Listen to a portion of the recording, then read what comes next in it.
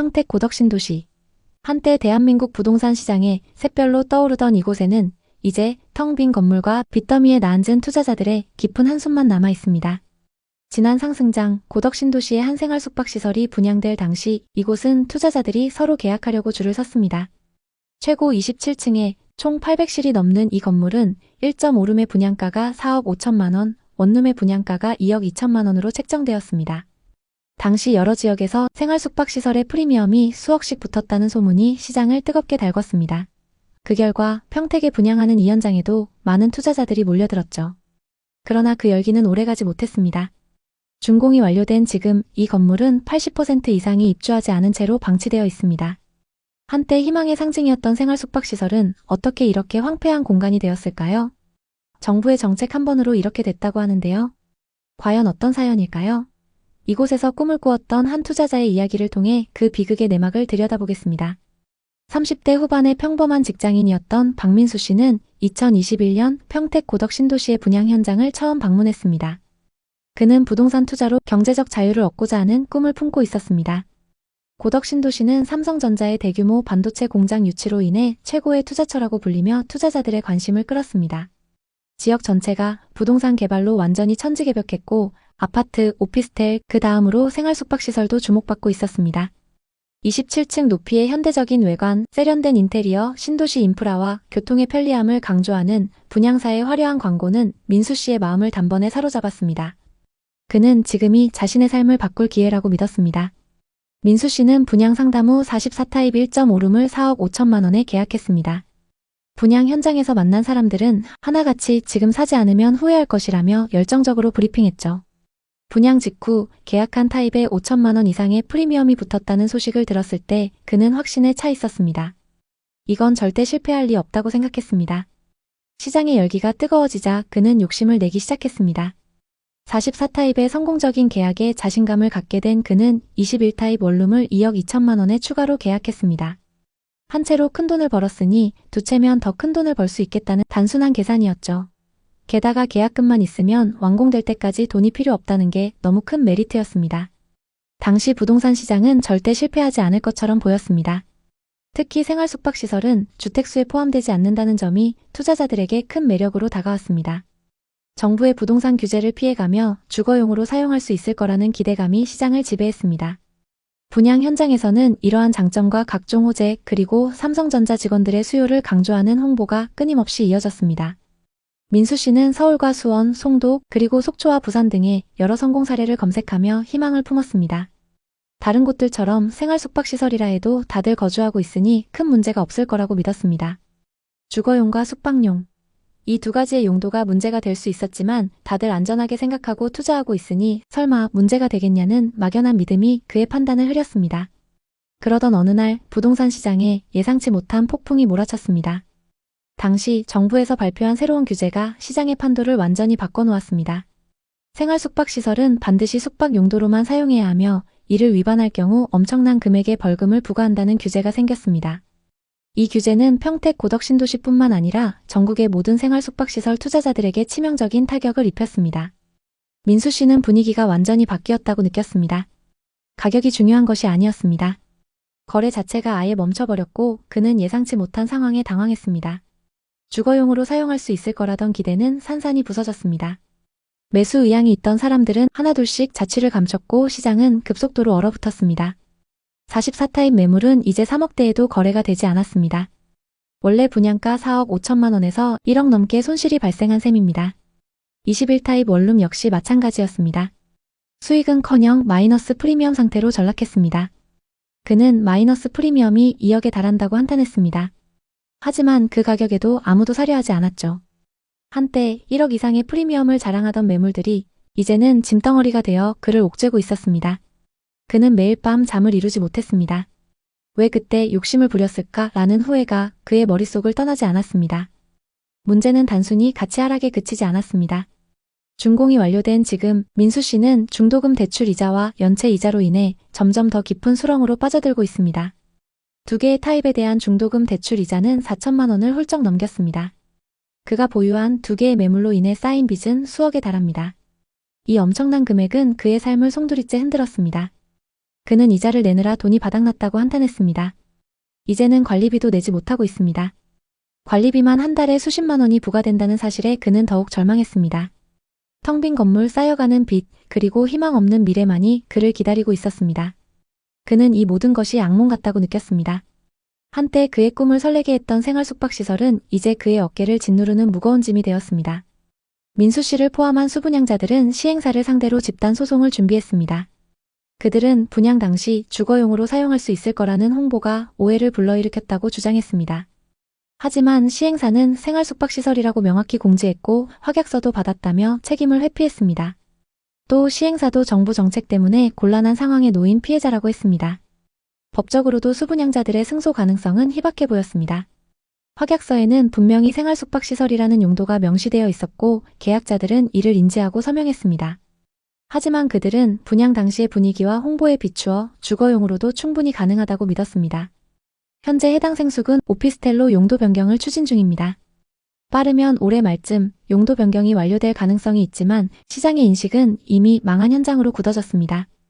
금융권에서도 이곳을 위험 자산으로 간주하며 대출을 꺼리고 있습니다.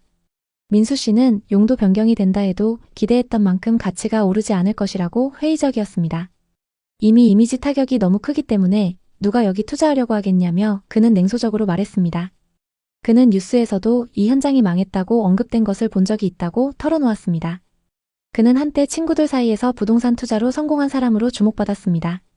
44타입 계약하고 프리미엄 1억 원이 붙었다는 소식을 들었을 때 그는 벼락부자가 된 기분이었다고 회상했습니다. 친구들은 그를 부러워했고 그는 자랑스러웠습니다. 하지만 이제 그는 그때의 기억을 떠올리는 것조차 고통스럽습니다. 그는 부끄러워서 누구에게도 이 상황을 말하지 못한다고 고백했습니다. 그는 과거로 돌아갈 수 있다면 절대 이 투자를 하지 않았을 것이라고 단언했습니다. 부동산은 무조건 오른다는 생각이 잘못이었다고 이렇게 내려갈 수도 있다는 것을 뼈저리게 깨달았다고 그는 한숨을 쉬었습니다. 시간을 되돌리고 싶다는 말과 함께 정부와 시행사에 바라는 점을 조심스레 꺼냈습니다. 생활숙박시설과 오피스텔을 명확히 구분해 계약자들이 헷갈리지 않도록 해달라고. 정부 정책이 이렇게 왔다 갔다 하면 자신 같은 사람들이 피해를 본다고 호소했습니다.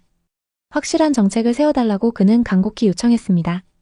정부의 갑작스러운 정책 변화가 이 모든 비극의 시작이었다고 한탄했습니다. 정책이 이렇게 바뀌지만 않았어도 자신 같은 사람들이 이렇게까지 망하지는 않았을 것이라고 그는 분노와 체념이 뒤섞인 목소리로 계속 말했습니다. 평택 고덕신도시에 위치한 이 생활숙박시설은 단순한 부동산 실패 사례가 아닙니다. 이는 투자자, 시행사, 금융권, 그리고 정부 정책까지 얽힌 복잡한 사연입니다. 시행사는 건물을 훌륭히 지었고 약 900실에 달하는 대규모 프로젝트는 평택의 랜드마크로 불릴 뻔했습니다.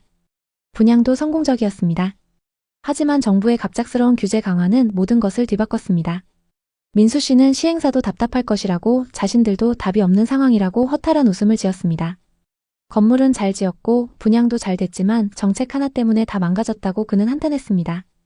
지금 평택 고덕신도시에는 텅 빈 생활숙박시설들과 함께 수많은 투자자들의 한숨이 남아 있습니다.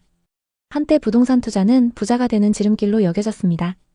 민수 씨도 그 꿈에 매료되었던 사람 중 하나였습니다. 하지만 이 사례는 부동산 투자의 화려한 겉모습 뒤에 숨겨진 위험을 적나라하게 보여줍니다. 그는 부동산으로 벼락부자가 될 수 있다는 꿈이 다가 아니라고, 잘못하면 이렇게 가난해질 수도 있다고 뼈저리게 깨달았습니다. 그는 다시는 섣부르게 투자하지 않을 것이며 팔 수만 있다면 싸게라도 꼭 팔고 싶다고 말했습니다. 평택 고덕신도시 생활숙박시설의 실패 사례는 부동산 투자 열풍이 얼마나 위험할 수 있는지를 보여줍니다. 한때 모두가 부자를 꿈꾸며 뛰어들었던 이곳은 이제 실패의 상징이 되었습니다. 민수 씨와 같은 투자자들은 정부 정책의 변화, 시장의 변동성, 그리고 잘못된 낙관주의가 어떻게 삶을 송두리째 흔들 수 있는지를 뼈저리게 체험했습니다. 이 이야기는 단순히 개인의 실패담이 아닙니다. 이는 부동산 시장의 복잡성과 불확실성을 이해하지 못한 채 투자에 뛰어들 때 어떤 결과를 초래할 수 있는지를 보여주는 경고입니다. 부동산 투자는 여전히 부를 창출할 수 있는 기회일 수 있습니다. 하지만 신중한 분석과 철저한 준비 없이는 큰 손실로 다가올 수 있습니다. 민수 씨의 이야기는 우리에게 한 가지 교훈을 남깁니다. 모든 부동산이 부자를 만들어주는 것은 아닙니다. 잘못된 선택은 이전보다 더 가난하게 만들 수도 있습니다. 여러분도 민수 씨처럼 힘들었던 순간이 있었나요? 댓글에 여러분의 이야기를 자유롭게 남겨주세요. 여러분의 경험이 누군가에게는 한 번 더 생각할 기회가 될 수 있습니다. 이 영상을 통해 부동산 투자의 위험성과 신중함의 중요성을 다시 한번 생각해보는 계기가 되셨길 바랍니다. 오늘의 이야기에 공감하셨다면 구독과 좋아요를 눌러주세요. 오늘도 시청해주셔서 감사합니다. 다음 편엔 더 좋은 내용으로 찾아뵙겠습니다. 8억 6천만 원에 샀던 남양주 아파트가 무려 2억 2천만 원 증발해서 6억 4천만 원까지 떨어졌다고 합니다. 대체 무슨 일이 있었던 걸까요? 2021년 봄 서울의 투룸 오피스텔에 전세로 살던 39세 상민 씨는 깊은 고민에 잠겨 있었습니다. 그는 서울 강남에 위치한 제약회사에서 근무하며 착실히 월급을 모아왔습니다. 저축이 최고라는 부모님의 말을 들으며 또래보다 많은 돈을 모아놨죠. 매일 아침 7시에 출근해 야근을 밥 먹듯 하며 노후의 안정적인 삶을 위해 치열하게 살아왔죠. 그 덕에 통장 잔고는 나날이 늘어갔습니다. 하지만 최근 들어 그의 마음속에는 뒤처지고 있다는 불안감이 자리 잡기 시작했습니다. 직장 동료들과의 술자리에서 들려오는 부동산 투자 성공담. 특히 몇천만 원 단위의 적은 돈으로 큰 돈을 번 사례들은 그의 마음을 크게 흔들었습니다. 다들 집 한 채로 인생을 바꿨는데 나만 이렇게 저축하고 있을 순 없지. 상민 씨는 점점 강하게 확신하기 시작했습니다. 그는 이제 단순히 월급을 모으는 삶에서 벗어나 돈이 돈을 버는 새로운 세계로 뛰어들어야 한다고 생각했습니다. 그건 충동적인 생각이 아니었습니다. 몇 달간 쌓여온 불안과 기대, 그리고 주변의 성공 사례가 만든 결심이었습니다. 그 결심을 행동으로 옮기기 위해 본격적으로 움직였습니다. 퇴근 후 집에 돌아오면 휴식 시간도 없이 부동산 투자 공부를 했습니다. 주말이면 노트북을 켜고 온라인 부동산 카페와 블로그를 뒤지며 정보를 수집했습니다. 그는 시장 동향을 분석하며 자료를 정리했고 수도권 신도시의 입지 조건, 교통망 계획, 개발 호재를 꼼꼼히 메모했습니다. 그의 책상 위에는 부동산 관련 서적과 투자 노트가 쌓여갔고 스마트폰 메모장에는 지역별 시세와 호재 리스트가 빼곡히 적혔습니다. 상민 씨는 특히 남양주 다산 신도시에 주목했습니다. 8호선이 연장되면 교통이 뚫리고 서울과 가까운 신도시이기 때문에 크게 오를 거야. 친구 중 한 명이 남양주에서 갭투자로 2억 가까이 수익을 냈다는 이야기는 그의 결심을 더욱 굳히는 계기가 되었습니다. 상민 씨는 이 기회를 놓치고 싶지 않았습니다. 그는 주말마다 시간을 내서 부동산을 방문했고 매물을 계속 찾아다녔습니다. 지금이 아니면 평생 후회할 거야. 그는 그렇게 자신을 다잡았습니다. 남양주는 당시 부동산 시장에서 확실한 투자처로 불리며 투자자들의 뜨거운 관심을 받고 있었습니다. GTX, 8호선 연장, 왕숙지구 개발 등 각종 호재가 쏟아졌고 부동산 유튜버들은 지금 사지 않으면 앞으로 기회가 없다며 투자자들을 부추겼죠. 상민 씨는 그 열기에 완전히 휩싸였습니다. 그는 주말마다 다산 신도시를 직접 방문해 현장을 둘러봤습니다. 새로 지어진 아파트 단지와 신도시 인프라를 보며 이곳이 곧 수도권의 새로운 중심지로 떠오를 것이라는 확신이 들었습니다. 부동산에서 매물을 브리핑 받던 중 딱 마음에 드는 매물이 나왔습니다. 고객님, 이제 이 가격으론 다산 신도시에 집 못 사요. 갭으로 사면 충분히 가능하십니다. 상민 씨가 선택한 아파트는 다산 신도시 다산동에 있는 2018년식 전용 82타입이었죠. 매매가는 8억 6천만 원이었습니다. 1년 반 만에 2억이 오르면서 이미 고점이라는 우려의 목소리도 있었지만 그는 이건 마지막 기회야, 조금 더 오를 거야 라며 망설이지 않았습니다. 전세는 5억 5천만 원으로 맞췄고 나머지 금액은 모았던 자본과 신용대출로 충당했습니다. 이른바 갭투자였죠. 적은 자본으로 큰 수익을 기대할 수 있는 이 전략은 상민 씨에게 꿈의 지름길처럼 보였습니다. 계약서를 쓰는 순간 그의 가슴은 설렘과 긴장 그리고 희망으로 가득 차 있었습니다. 그는 부동산의 책상에 앉아 펜을 쥐고 떨리는 손으로 서명을 하며 미소를 지었습니다. 이 집이 내 인생을 바꿀 거야. 상민 씨는 그렇게 굳게 믿었습니다. 그의 눈앞에는 밝은 미래가 펼쳐져 있는 듯했죠. 타이밍을 정말 잘 잡았던 걸까요? 계약 후 2달 만에 9억 2천만 원을 돌파했습니다. 상민 씨는 쾌재를 불렀습니다. 2달에 6천만 원 수익이라니. 이 방법을 내가 왜 이제 알았을까? 친구들과의 모임 자리에서 이 소식을 알렸고 다들 너무 부러워했습니다. 상민아, 나도 그쪽 동네에 좋은 매물 있는지 좀 알려줘봐. 다산 신도시로 갈아타야겠네. 친구들에게 투자처와 그 방법을 알려줄 정도가 됐다는 사실에 뿌듯했습니다. 하지만 그 기쁨도 아주 잠시였죠. 2022년 상황은 급변했습니다. 한국은행이 기준금리를 연이어 인상하며 부동산 시장에 찬물을 끼얹었습니다. 상민 씨의 신용대출 이자가 순식간에 2배로 치솟았죠. 하지만 큰 걱정 없었습니다. 담보대출 이자 받은 것도 아니고 몇 천만 원 받은 건데 뭐 괜찮아. 문제는 이 다음부터 발생했습니다. 갭투자로 매수했던 아파트의 시세는 2023년부터 급락했습니다. 8억 6천만 원에 샀던 아파트는 2023년 초 6억 4천만 원에 거래되었습니다. 무려 2억 2천만 원이 증발한 셈이었죠. 상민 씨는 처음엔 그 숫자를 믿을 수 없었습니다. 매일 아침 출근길 지하철에서 부동산 앱을 켜고 시세를 확인했지만 내려가는 숫자를 볼 때마다 가슴이 조여왔습니다. 이게 정말 내 집값이라고? 말도 안 돼. 그는 혼잣말로 중얼거리며 고개를 저었죠. 설상가상으로 전세 만기가 다가왔습니다. 전세입자는 지금은 더 좋은 매물이 많다며 계약을 연장하지 않겠다고 했습니다. 문제는 전세가가 5억 5천만 원에서 4억 5천만 원으로 뚝 떨어졌다는 점이었습니다. 새 임차인을 구하려면 보증금을 1억 낮춰야 했고 기존 임차인에게 보증금을 돌려주려면 상민 씨의 통장을 탈탈 털어도 모자랐습니다. 결국 그는 고금리 대출에 마이너스 통장, 부모님 돈까지 끌어다 썼습니다. 그때 처음으로 부동산 투자가 이렇게 무서운 거구나 라는 생각이 들었어요. 그럼에도 상민 씨는 아파트를 팔 수 없었습니다. 손실이 너무 컸기 때문이죠. 당시에는 급매로 나온 매물이 넘쳐났고 구매자는커녕 문의조차 드물었습니다. 그는 부동산 중개사와 통화하며 상황을 점검했지만 돌아오는 대답은 늘 비슷했습니다. 지금은 기다려야 할 때예요. 그렇게 기다린 지 2년째 현재 상민 씨는 매달 대출 이자를 내며 버티고 있습니다. 아파트를 처분하지 못했고 실거주로 들어가기에도 여건이 맞지 않았습니다. 그는 이제야 자신을 돌아보게 됐습니다. 한 번쯤은 저도 부동산으로 성공할 줄 알았어요. 다들 그렇게 돈 벌었고 안 하면 뒤처질 것 같았거든요. 그는 부동산 투자를 완전히 포기한 건 아닙니다. 다만 접근 방식이 달라졌죠. 다시 한다면 감당할 수 있는 자금으로 시작할 거예요. 호재나 유튜브 말만 믿지 않고 전세가율, 매물량, 금리 같은 숫자를 먼저 볼 거고요. 2025년 5월 상민 씨 아파트의 동일 평형이 7억 7천만 원에 거래됐습니다. 2023년 하락장일 때보단 많이 회복했죠. 하지만 아직도 1억가량 손실 중입니다. 본전까지 회복하려면 대체 언제까지 기다려야 하는 걸까요? 남양주 부동산 시장은 대규모 택지지구 개발과 지하철 호재를 등에 업고 지난 몇 년간 뜨거웠습니다. 새롭게 개발된 다산신도시, 별내지구, 그리고 지하철 8호선 연장 소식 등으로 많은 투자자들이 몰렸던 곳입니다. 하지만 지금 남양주는 아파트 하락세가 엄청나고 미분양 지식산업센터와 상가가 넘쳐나는 지역이 되어버렸습니다. 대규모 분양들이 한꺼번에 나왔는데 정작 그 물량을 받아줄 매수자가 없어 팔리지 않고 쌓여 있는데요. 급속도로 오르던 부동산에 힘입어 건설사들은 일제히 개발을 진행했습니다. 하지만 정작 일부 지역을 제외하고는 교통 인프라가 좋지 않아서 실제로는 불편해하는 사람들이 많습니다. 부동산 분위기가 급격히 안 좋아지면서 시장에 매물이 쌓이고 투자자들의 발길이 끊기자 가격은 급격히 하락하기 시작했습니다. 입지가 비교적 괜찮다고 하는 단지들도 최근 하락세를 피해가진 못했습니다. 와부읍 덕소리의 남양주 덕소 동부센트레빌 전용 84타입은 2021년 7월에 9억 2천만 원에 거래됐지만 이후 점점 떨어져 25년 3월에는 5억 6천만 원에 거래됐습니다. 3억 6천만 원, 즉 40% 가까이 하락했습니다. 또 남양주에서 가장 입지가 좋다는 다산 신도시에 위치한 아파트조차 큰 폭으로 하락한 거래가 나오고 있습니다.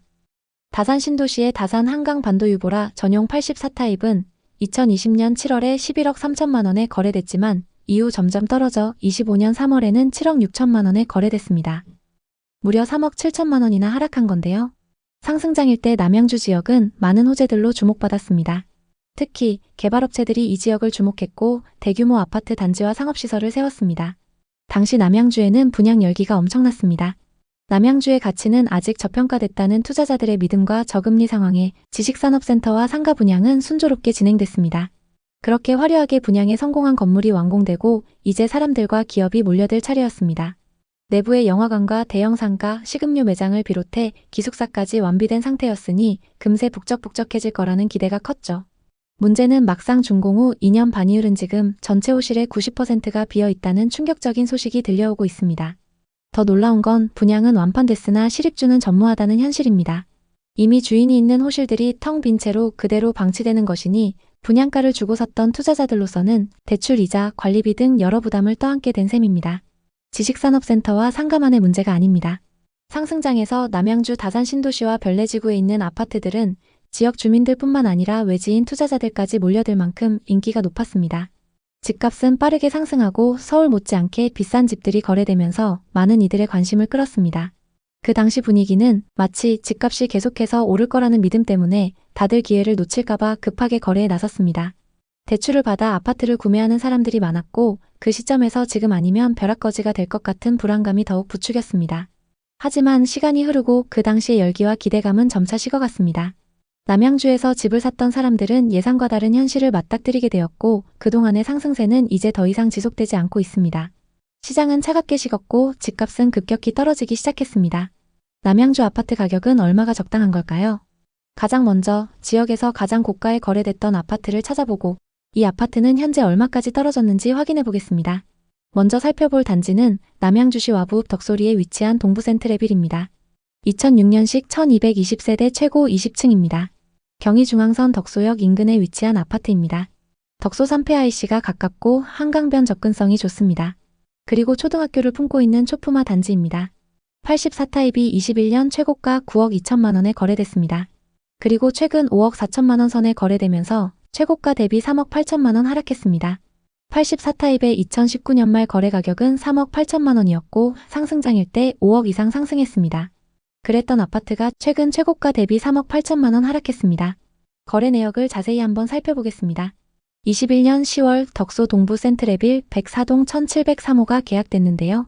84타입 기준 매매가 9억 2천만 원으로 이 아파트에서 가장 최고가에 거래됐습니다. 남양주에 거주하시는 분이 투자한 걸 확인할 수 있습니다. 그럼 현재 시세는 어떤지 확인해 보겠습니다. 최근 거래된 이력을 보면 17층 매물이 5억 4,500만 원에 거래됐습니다. 최고가 매물과 동일층 매물인데도 3억 8천만 원이나 하락했습니다. 정말 이 정도로 하락한 걸까요? 거래 내역을 자세히 살펴보면 이 매물은 거래가 취소된 걸 알 수 있습니다. 어떤 사정으로 거래가 취소됐는지는 알 수 없지만 등기 이전까지 되진 않았네요. 이후 11층 매물이 5억 4천만 원에 거래된 걸 보면 현재 중층 시세가 이 정도라고 보시면 될 것 같습니다. 타입도 동일하고 저층이 아닌데도 9억 2천만 원 대비 3억 5천만 원 이상 하락했습니다. 고점 대비 너무 많이 하락해서 매수 가격까지 회복하려면 시간이 꽤 걸릴 것 같습니다. 또 다른 아파트를 살펴보겠습니다. 다산 신도시에 위치한 다산 한강 반도유보라입니다. 앞서 살펴본 덕소 매물만큼 하락폭이 큰 아파트입니다. 2019년식 1261세대로 신도시 신축 단지인 만큼 임차 수요가 높습니다. 다산 중심 상권 접근성이 좋고 강변북로가 가까워서 서울 출퇴근이 용이합니다. 왕숙천과 한강공원이 가까워서 생활 인프라도 좋습니다. 22년 다산 한강 반도유보라 7407동 3003호가 계약됐는데요. 84타입 기준 매매가 11억 3천만 원으로 이 아파트에서 가장 최고가에 거래됐습니다. 이분도 역시 상승장 끝물에 매수하셨는데요. 소유자 현황을 보면 남양주에 거주하시는 분이 투자하셨습니다. 그럼 현재 시세는 어떤지 확인해 보겠습니다. 상승기 때 최고가 11억 3천만 원에 거래됐고 최근 22층 매물이 7억 7천만 원에 거래됐습니다. 최고가 대비 무려 3억 6천만 원이나 하락했습니다. 이렇게 많이 하락한 게 맞는지 자세히 한번 보겠습니다. 일단 최고가에 거래됐던 이력을 보면 7407동 30층 매물이고 최근 거래된 매물은 22층입니다. 최고가에 거래됐던 매물은 해당 동에서 가장 탑층 매물인데요. 최고가에 거래됐던 매물이 탑층 매물이기 때문에 일반 매물과 비교하기엔 무리가 있습니다. 같은 아파트 단지라고 하더라도 고층 매물과 저층 매물은 가격 차이가 심하게는 몇 억씩 차이 나는 경우가 있습니다. 이 아파트의 경우에도 탑층 매물은 저층 중층 매물에 비해 거래 금액이 높을 수밖에 없습니다. 그래서 여러분이 거래 금액을 비교하실 때는 동호수를 정확히 파악하신 후에 그것과 비슷한 매물하고 비교하시는 게 좋습니다. 최고가 매물이 탑층 매물이긴 하지만 22층이면 고층에 해당하는데도 고점 대비 3억 6천만 원이나 하락한 상황입니다. 현재 시세는 어떤 상황일까요? 지금 매물로 나와 있는 호가를 한번 확인해 보겠습니다. 현재 84타입 탑층 매물의 호가 시세는 11억입니다. 그리고 84타입 저층 매물의 호가 시세는 7억 9천만 원입니다. 탑층과 저층 매물의 시세가 3억 이상 차이 나는 걸 볼 수 있습니다. 그럼 이제 분양권 상태로 거래 중인 단지의 분위기를 살펴보시면 되는데요. 청약 당시 59타입 최고 경쟁률 8대1을 기록했던 남양주의 분양 아파트를 보겠습니다. 도심역 한양수자인 리버파인입니다. 84타입 기준 분양가 6억 6천만 원으로 주변 단지들 대비 비싸게 분양했는데요. 지금 분위기는 어떤지 한번 보겠습니다. 908세대의 이 아파트에는 지금 분양권 매물이 꽤 나와 있습니다. 분양가보다 높게 나와 있는 매물이 대부분인데요. 비인기 매물 중에는 분양가 그대로 나온 것도 있습니다. 84타입 기준 프리미엄이 5천만 원까지 높게 나온 매물도 있습니다. 다산이나 별내지구만큼 좋은 입지는 아니지만 한강변에 역을 끼고 있으면서 주변에 신축 아파트가 없기 때문에 신축 프리미엄이 붙어서 나오고 있습니다. 지금 남양주에는 분양권 매물이 다른 지역에 비해 적은 상황입니다. 특히 아파트 매물은 거의 없는데요. 분위기가 안 좋은 상황에서도 프리미엄이 붙는 이유는 신축 분양 아파트가 적기 때문인 걸로 보입니다. 이 다음 확인하셔야 하는 건 지역 전체의 미분양 매물 현황인데요. 남양주의 상황은 어떤지 살펴보겠습니다. 2020년부터 계속적으로 미분양 매물이 감소하더니 22년에는 거의 남아있지 않았습니다. 2023년 일부 증가하긴 했지만 적정 수준을 유지하고 있습니다. 미분양 매물이 거의 없는 만큼 신축 아파트에 대한 분위기가 다른 지역에 비해 좋은 상황입니다. 다음 보셔야 하는 건 공급 물량입니다. 남양주에서는 2021년, 2022년 수요에 비해 공급이 많았습니다. 그치만 23년부터 신축 아파트 공급이 줄어들었고 향후 몇 년간은 공급이 적게 예정되어 있는데요. 공급이 적은 만큼 신축 아파트가 귀해지는 현상이 나타날 수 있습니다. 그렇게 되면 지금은 더딘 편이지만 가격이 급격하게 상승 전환될 수 있습니다. 앞서 살펴봤던 분양권 시세에 신축 프리미엄이 붙은 이유를 알 수 있을 것 같습니다. 지금 남양주의 전세 매매 가격 지수입니다. 매매 지수를 보면 계속적인 하락을 기록하고 있고 전세 가격 지수는 매매 지수보다는 양호합니다. 매매 가격보다 전세 가격의 증가폭이 눈에 띄게 높습니다. 그래서 현재 하락장에서보다 전세와 매매 가격 차이가 많이 좁혀져 있습니다. 남양주 부동산은 과거의 급등기를 지나 이제는 실수요자 중심의 시장으로 변하고 있습니다. 특히 실거주 목적의 수요가 늘어나면서 거품이 빠지고 있는 상황입니다. 일부 아파트 단지들은 저점을 다지고 있지만 지식산업센터와 상업시설의 공실, 교통 등 여러 요인들이 복합적으로 작용하고 있기 때문에 남양주 부동산 투자를 고려하는 사람들은 신중한 판단이 필요합니다. 남양주 부동산에 관심 있는 분들에게 도움이 됐으면 좋겠네요. 오늘도 영상 봐주셔서 감사합니다. 항상 여러분의 성공적인 투자를 응원하겠습니다. 오늘 영상이 도움되셨다면 구독, 좋아요 부탁드립니다. 감사합니다. 청주시 복대동의 준신축 아파트. 그 앞에 서 있는 30대 후반의 박민혁 씨는 떨어진 아파트 시세를 확인하며 깊은 한숨을 내쉬었습니다. 5억 5,500만 원에 샀던 아파트가 4억 초반까지 떨어지며 무려 30%가량 손실 중인데요. 2021년 초 청주에서 치킨집을 운영하던 민혁 씨네 부부는 밤늦게까지 유튜브 영상을 들여다보며 대화를 나눴습니다. 당시 청주 부동산 시장은 전국에서 가장 핫한 지역이었기 때문에 청주에 투자하면 무조건 돈을 벌 수 있다는 식의 영상이 넘쳐났습니다.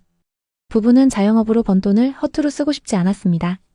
이 돈을 굴려야 미래가 있어. 민혁 씨와 아내 소미 씨는 매일 저녁 부동산 공부를 하며 투자로 성공하겠다는 꿈을 키우고 있었습니다.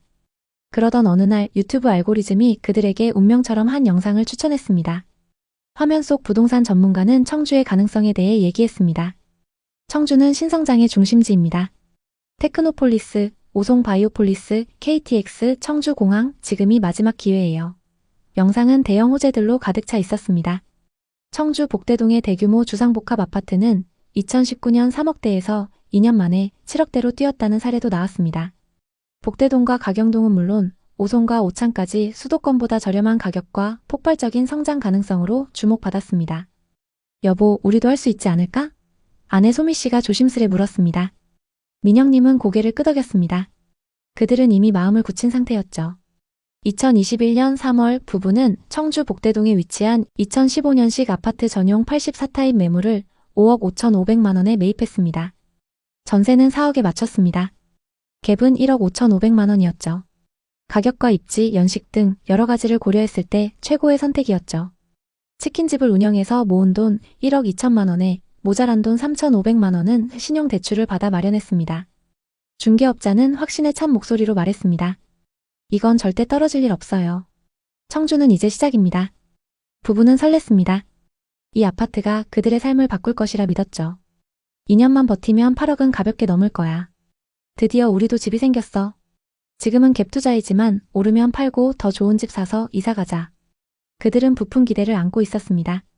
당시에는 거래가 될 때마다 신고가를 기록했기 때문에 부부는 이미 돈을 번 것 같은 기분이 들었습니다.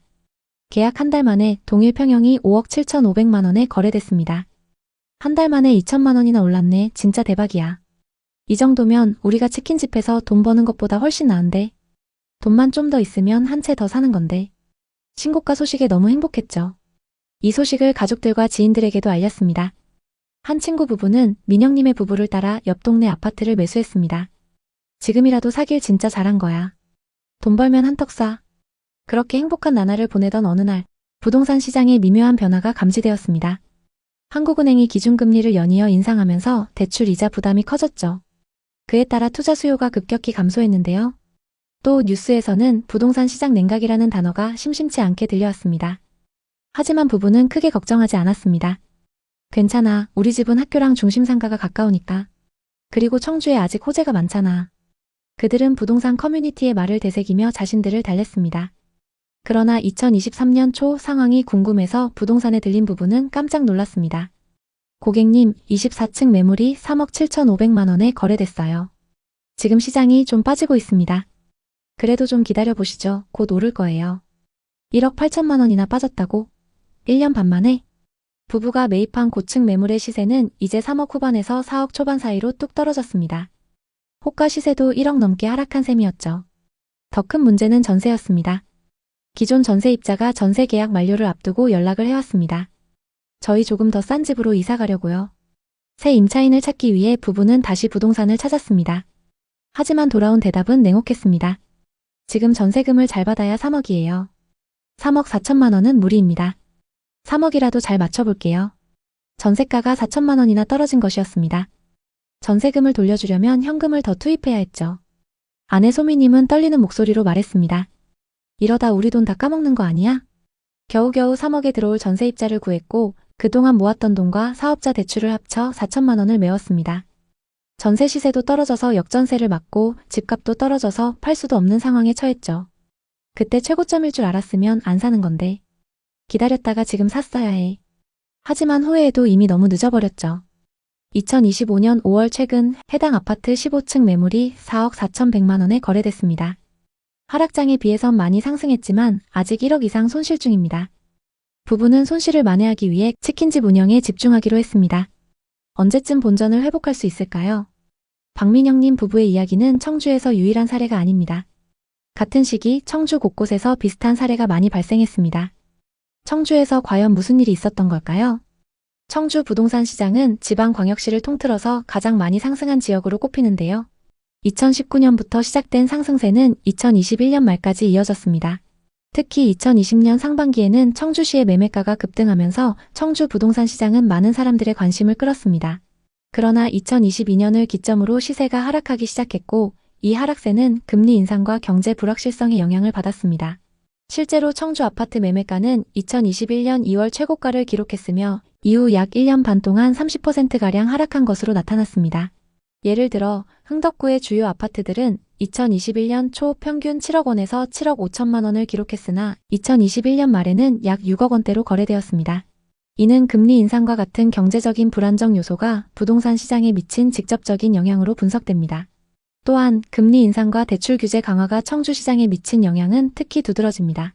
대출 금리가 증가함에 따라 주택 구매가 어려워졌고 이는 수요 감소로 이어졌습니다.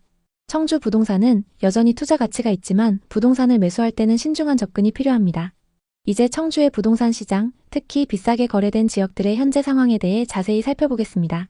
최근 청주에서 가장 많이 하락한 아파트는 시티 프라디움 1단지입니다. 최고가 대비 3억 6천만 원이나 하락했는데요. 2020년식 797세대 신축 아파트의 분양가는 84타입 기준 3억 3천만 원이었습니다.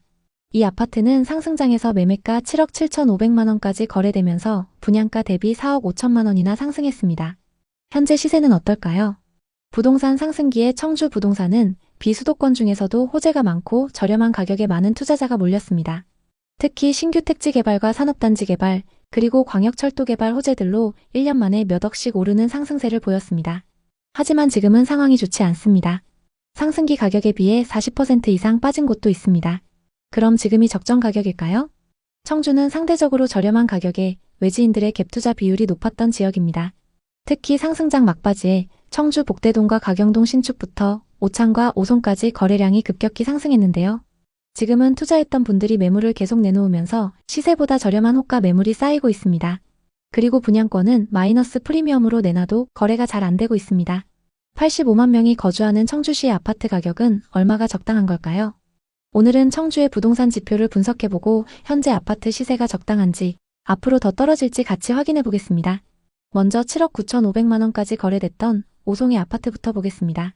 흥덕구 오송읍 연재리에 위치한 오송 힐데스하임입니다. 이 아파트는 2010년식 402세대 최고 28층입니다. 40평부터 60평까지 대형 평형으로 구성되어 있기 때문에 전세와 월세 수요가 꾸준합니다. 단지 바로 앞으로 오송 호수공원이 위치하고 있고 오송역이 예정되어 있습니다. 132타입의 가격 흐름을 보겠습니다. 2020년 1월 3억 9천만 원이었고 22년 최고가 7억 9,500만 원에 거래됐습니다. 정확히 2년 만에 4억이나 상승했습니다.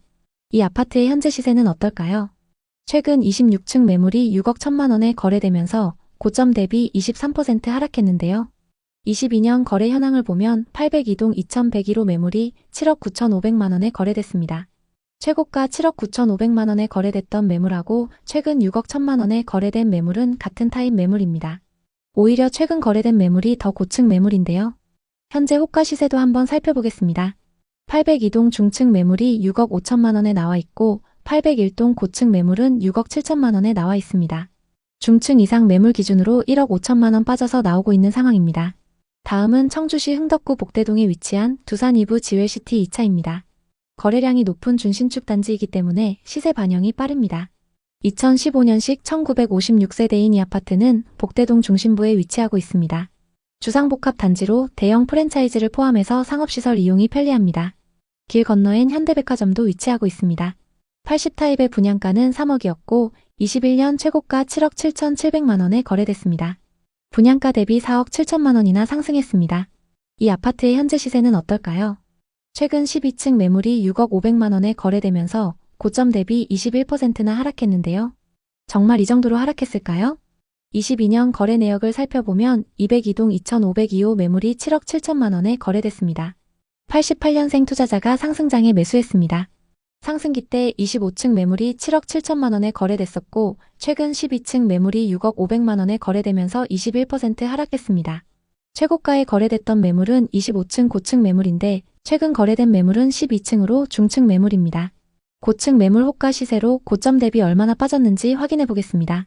204동 30층 매물은 6억 4,500만 원, 208동 32층 매물이 6억 5천만 원에 나와 있습니다. 고층 매물 기준 1억 2천만 원 하락해 있는 상황입니다. 다음은 청주의 분양 아파트 분위기를 살펴보겠습니다. 현재 분양권 시세는 어떨까요? 청주 오송에 위치한 오송역 힐스테이트입니다. 지역주택조합 단지로 59타입 기준 조합원 분양가가 3억 중반선에 공급됐는데요. 현재 분양권 시세는 어떨까요? 현재 매매로 나와 있는 매물 중에는 마이너스 3천만 원까지 떨어져서 나오는 마피 매물도 있습니다. 현재 마이너스 P가 가장 크게 붙은 매물은 114동 저층 매물인데요. 분양가 3억 3,090만 원에서 3천만 원이 떨어져서 나와 있습니다. 이 아파트의 입주는 26년 하반기로 예정되어 있습니다. 다음은 최고 경쟁률 60대 1을 넘었던 월명공원 한라비발디 온더파크입니다. 84타입 평균 분양가는 4억이었습니다. 이 아파트는 874세대로 26년 상반기 입주 예정입니다. 현재 분양가보다 비싸게 나온 매물도 있고 마피가 붙어서 싸게 나온 매물도 있습니다. 그중 101동 13층 매물은 분양가 3억 9,890만 원에서 마피 1,500만 원이 붙어서 나와 있습니다. 입주 시기가 가까워지면서 프리미엄 금액이 어떻게 변하는지 지켜보시는 게 좋습니다. 다음은 미분양 매물 현황입니다. 청주에는 2020년부터 누적된 미분양 매물이 없었습니다. 2024년 상반기에 증가했지만 적정 수준을 유지했고 현재도 마찬가지입니다. 그럼 공급은 어떨까요? 청주에는 지금까지 수요에 비해서 공급 물량이 많았습니다. 특히 2023년과 24년에 수요보다 2배 많은 신축 아파트가 공급됐는데요. 2026년과 27년에도 많은 공급 물량이 예정되어 있기 때문에 구축 전세 가격이 흔들릴 가능성이 있습니다. 전세와 매매 가격 지수를 살펴보면 청주 모든 지역에서 전세 가격 상승폭이 눈에 띄는데요. 매매 지수는 하락과 보합세가 계속되면서 좀처럼 반등의 기미가 안 보이지만 전세 지수는 매매 지수와 다르게 그 상승폭이 계속 커지고 있습니다. 가격을 점차 회복하고 있는 신축 아파트들의 영향이 큰 상황입니다. 지역에서 상급지 아파트들이 상승세를 타게 되면 그 다음 입지도 자극받을 수 있는데요. 지금 청주에는 시세보다 저렴한 급매물도 나오고 있습니다. 신형 지웰시티 1차와 청주 하트리움 리버파크를 보겠습니다. 현재 고층 매물 중에서 시세보다 저렴하게 나온 매물이 있습니다. 흥덕구 복대동 지웰시티 1차 99타입은 최근 거래 금액이 6억 1천만 원에서 6억 5천만 원입니다. 현재 나와 있는 매물 중에서 101동 4층 매물이 6억에 나와 있어서 시세보다 저렴한 상황입니다. 특히 이 매물은 남동향 매물이고 16개 부동산에 내놨습니다. 보통 이런 경우 급매이기 때문에 호가 시세에서 금액 조율이 가능할 수 있습니다. 그리고 현재 임차인이 보증금 6천만 원, 월세 150만 원에 거주 중이기 때문에 월세를 끼고 투자가 가능합니다. 다음은 상당구 방서동에 위치한 청주 하트리움 리버파크입니다. 이 아파트의 84타입은 최근 거래 금액이 3억 7,500만 원에서 3억 9,500만 원입니다. 현재 105동 4층 매물이 3억 6,500만 원에 나와 있습니다. 현재 35개 부동산에 매물을 내놨고 공실인 상황입니다. 이 매물도 급매일 확률이 높기 때문에 호가에서 금액 조율이 가능할 수 있습니다. 지금 청주의 아파트를 보고 계신다면 앞서 소개해드린 매물들도 같이 검토해보시면 좋을 것 같습니다. 청주에 관심 있는 분들에게 도움이 됐으면 좋겠네요. 오늘도 영상 봐주셔서 감사합니다. 항상 여러분의 성공적인 투자를 응원하겠습니다. 오늘 영상이 도움되셨다면 구독, 좋아요 부탁드립니다. 감사합니다. 강원도 속초시 중앙동의 신축 주상복합 아파트. 그 앞에 서 있는 50대 중반 최성호 씨는 부동산 시세를 바라보며 깊은 한숨을 내쉬었습니다. 7억 5천만 원에 샀던 아파트가 4억대까지 떨어지며 무려 3억 이상 손해 중이었습니다. 이럴 줄은 정말 몰랐는데 내가 부동산 투자를 너무 쉽게 봤나?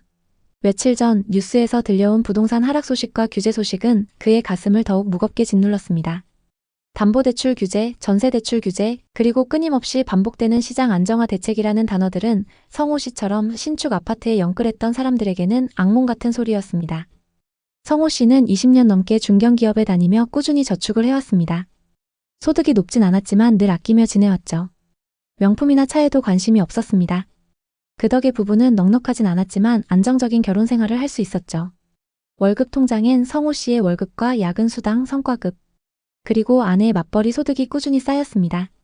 검소하게 생활하며 차곡차곡 모은 돈은 부부의 가장 든든한 버팀목이었죠.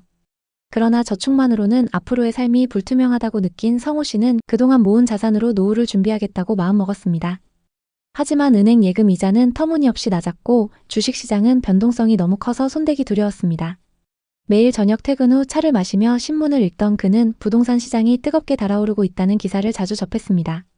부동산 시세가 급등하고 있다는 기사를 바라볼 때마다 성호 씨는 마음속으로 다짐했습니다.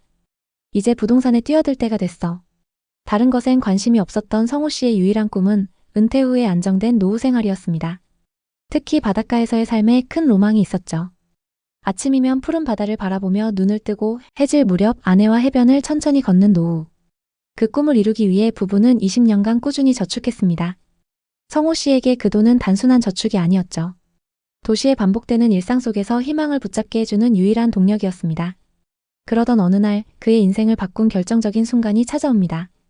회사 동료들과의 술자리에서 직장 선배가 속초의 아파트를 화제로 꺼냈어요. 선배는 맥주잔을 기울이며 자신만만하게 말했죠. 성호야, 속초 부동산 지금 대박이야.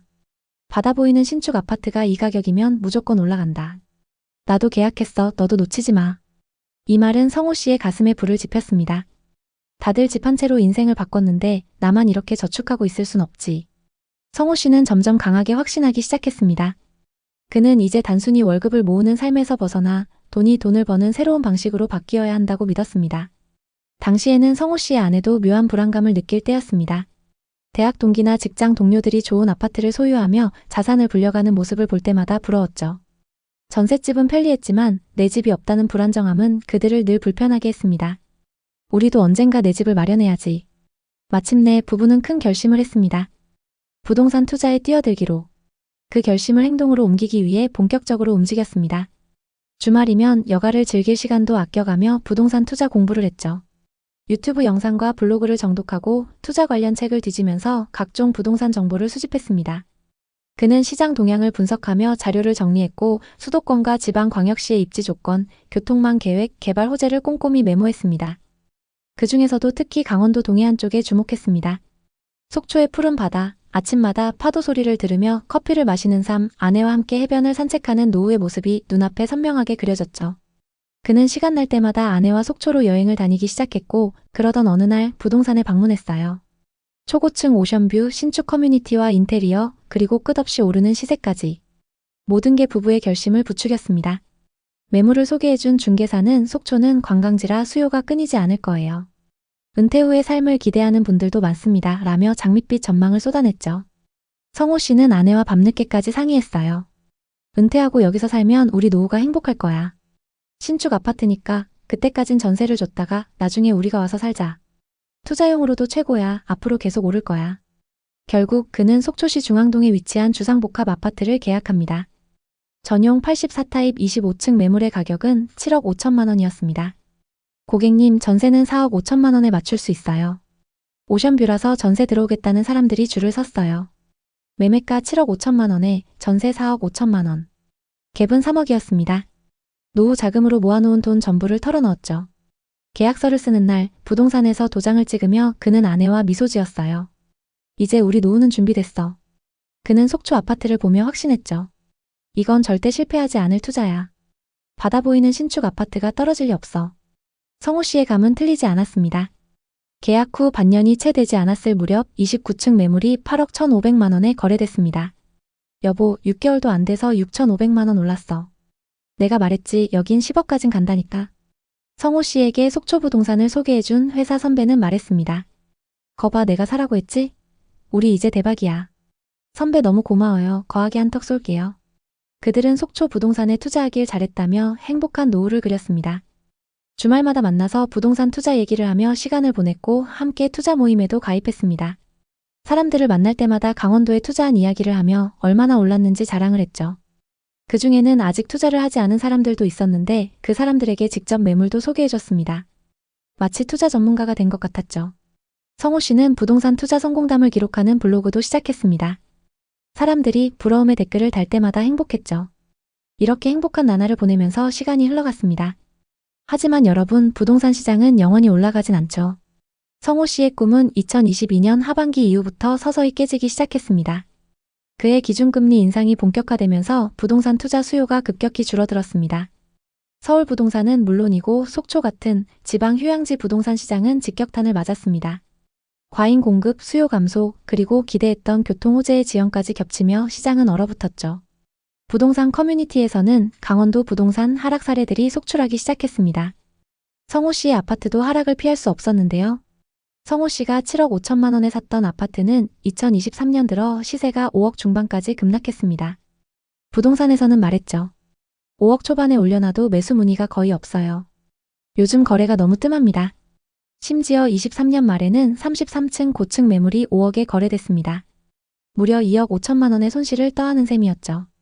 처음엔 일시적인 조정이겠지 라며 애써 마음을 다잡았지만 현실은 점점 더 냉혹해졌습니다. 전세 수요도 급감하면서 전세 가격도 동반 하락했습니다. 기존 시세였던 4억 5천만 원에는 전세를 줄 수 없었고 급하게 내려서 3억 8천만 원에 겨우 맞췄습니다. 부족했던 돈 7천만 원은 퇴직금과 대출을 이용해 겨우 메웠습니다. 오션뷰 아파트가 왜 이렇게 떨어지는 거야? 전세는 이해하겠는데 매매 가격은 대체 왜? 성호 씨는 답답한 마음에 부동산에 방문했습니다. 중개사가 말하길. 급매로 내놔도 전화 한 통 오지 않아요. 지금 속초는 매수자가 거의 없어요. 파시려면 호가를 더 낮춰야 할지도 모릅니다. 이 말에 그는 망연자실했죠. 20년간 모은 자산이 모두 날아가는 기분이었습니다. 아내와의 대화는 점점 줄어들었고 자녀에게는 차마 이 상황을 털어놓지 못했죠. 그는 밤마다 부동산 앱을 켜고 속초 아파트 시세를 확인하며 불안과 후회에 잠겼습니다. 내가 왜 그때 선배 말을 믿었을까? 욕심이 화를 부른 건가? 속초 아파트는 화려한 오션뷰 도시와는 완전히 달랐습니다. 속초 해안가 일대는 신축 아파트와 상업시설 공사 현장으로 가득했지만 활기는 찾아볼 수 없었습니다. 새로 지은 아파트들은 입주가 더디고 생활형 숙박시설과 상가들은 텅 비어 있었습니다. 해변 근처의 카페 거리에 들어섰을 때 한적한 거리와 드문드문 보이는 관광객들만 마주쳤죠. 이게 내가 꿈꿨던 속초가 맞나? 그는 혼잣말로 중얼거렸습니다. 또 다른 부동산에 들러 물었습니다. 여기 왜 이렇게 조용한가요? 바다도 있고 신축 아파트도 많은데. 중개사는 고개를 저으며 답했습니다. 투자자들이 사놓고 실제로 안 들어왔어요. 서울이나 수도권에서 투자로 샀다가 공실로 두는 경우가 많죠. 실수요는 거의 없고 전세도 안 나갑니다. 속초의 부동산 시장은 과잉 공급의 늪에 빠져 있었습니다. 성호 씨가 매수한 아파트뿐만 아니라 다른 현장들도 급락한 상황이었죠.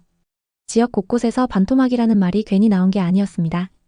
2025년 2월 성호 씨가 매수한 아파트의 실거래가 찍혔습니다. 27층 매물의 거래 금액은 4억 5천만 원. 7억 5천만 원에서 무려 3억이나 하락한 상황입니다. 이러다 정말 반토막까지 떨어지는 건 아니겠지? 도대체 언제까지 기다려야 하는 걸까? 속초와 강릉의 오션뷰 아파트는 2021년, 2022년 고점을 찍은 후 3에서 50%에 달하는 급격한 가격 하락을 경험했습니다. 특히 속초의 오션뷰 신축 아파트의 하락폭이 더 두드러지며 일부 단지는 반값 아파트라고 불리고 있습니다. 속초 동명동의 디오션 자이는 2022년 2월 전용 131타입 펜트하우스가 17억 4천만 원에 거래되며 강원도 최고가를 기록했습니다. 같은 시기 전용 84타입은 8억 2천만 원에 거래되었죠. 하지만 2023년 4월 최고층이 12억 8천만 원에 거래되며 약 5억 하락했고 2025년 현재 전용 84타입 매물은 5억 중반대에 머물며 고점 대비 39% 하락했습니다. 일부 매물은 5억 초반까지 내렸는데도 거래가 안 되고 있습니다. 초고가 오션뷰 펜트하우스만 하락한 게 아닌데요. 강릉 송정동의 강릉 아이파크는 바다 조망이 가능한 단지로 2022년 전용 84타입 매물이 6억 4,500만 원에 거래되며 2020년 2억 7천만 원 대비 3억 7천만 원 상승했습니다. 하지만 2024년 12월 같은 평형이 4억에 거래되며 고점 대비 2억 4천만 원 하락했습니다. 네이버 부동산에 따르면 현재 호가는 3억 중후반대에 형성되어 있습니다. 또 다른 사례입니다. 속초교동의 속초교동 시티프라디움은 오션뷰와 접근성을 내세운 단지로 2022년 3월 전용 84타입 매물이 5억 2천만 원에 거래되며 신고가를 기록했습니다. 이는 2020년 2억 7천만 원 대비 2억 5천만 원 상승한 금액이었죠. 하지만 2025년 1월 같은 평형의 매물이 3억 3천만 원에 거래되며 고점 대비 약 2억 하락했습니다. 네이버 부동산에 따르면 현재 호가는 3억 중후반대에 형성되어 있습니다. 강릉과 속초에서 2021년 이후 거래된 아파트를 보면 20% 이상이 서울 경기권에 거주하던 사람들이 매수한 물건인 걸 확인할 수 있습니다. 세컨하우스, 은퇴 후 거주 혹은 단기 투자를 목적으로 한 경우가 많았죠. 이들이 시장을 과열시키면서 지역 내 시세는 급등했고 강원도 땅값이 서울만큼 비싸질 것이라는 말까지 나왔습니다. 하지만 2022년 이후 금리가 인상되고 부동산 투자 열기가 식으면서 상황은 완전히 뒤바뀌었습니다. 예전엔 8억, 9억을 불렀던 아파트가 현재는 5억대로 뚝 떨어지거나 거래조차 되지 않는 사례가 속출하고 있습니다. 강릉시 교동에 위치한 롯데캐슬 시그니처는 2021년 전용 114타입 매물이 9억 2천만 원에 거래되며 지역 최고가를 기록했습니다. 분양가 5억 7천만 원에서 3억 5천만 원이나 상승한 가격이었죠. 하지만 2023년 같은 아파트의 5층 매물이 6억 3천만 원에 거래되며 고점 대비 2억 9천만 원 하락했습니다. 현재는 거래 자체가 거의 이루어지지 않고 있으며 호가는 여전히 높은 수준을 유지하지만 추가 하락 가능성이 크다고 전망하고 있습니다. 속초 역시 비슷한 상황입니다. 조양동의 양호내안의 오션스카이는 속초 해변 인근에 위치한 초고층 주상복합단지로 2021년 전용 84타입 매물이 6억 5천만 원에 거래되었습니다. 분양가 3억 8천만 원에서 2억 7천만 원 상승한 금액이었습니다. 하지만 최근 15층 매물이 3억 5천만 원에 거래되며 고점 대비 3억 가까이 하락했습니다. 또 다른 사례로 힐스테이트 속초 센트럴은 2022년 1월 전용 84타입 29층 매물이 8억 1,500만 원에 거래됐지만 2025년 1월 27층 매물은 4억 5천만 원에 거래되며 4억 이상 급락했습니다. 이러한 가격 하락은 강릉과 속초 부동산 시장이 외지인 중심의 투기적 매수로 과열되었음을 보여줍니다. 하지만 금리 인상과 시장 침체로 투자 수요가 위축되면서 가격은 급락했고 거래량마저 급감했습니다. 현재 강릉과 속초는 대규모 미분양 물량과 공급 과잉으로 추가 하락 가능성이 높은 상황입니다. 2020년부터 2022년 초까지 부동산 시장은 전례 없는 상승장을 기록했습니다.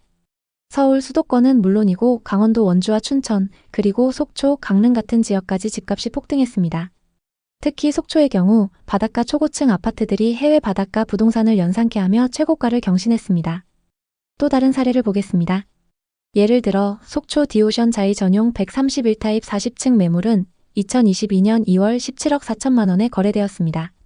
같은 시기 전용 84타입은 8억 2천만 원에 거래되며 최고가를 찍었습니다. 강릉, 원주, 춘천 등 강원도 전역에서도 비슷한 현상이 벌어졌죠. 이 최고가의 배경에는 여러 요인이 있었습니다.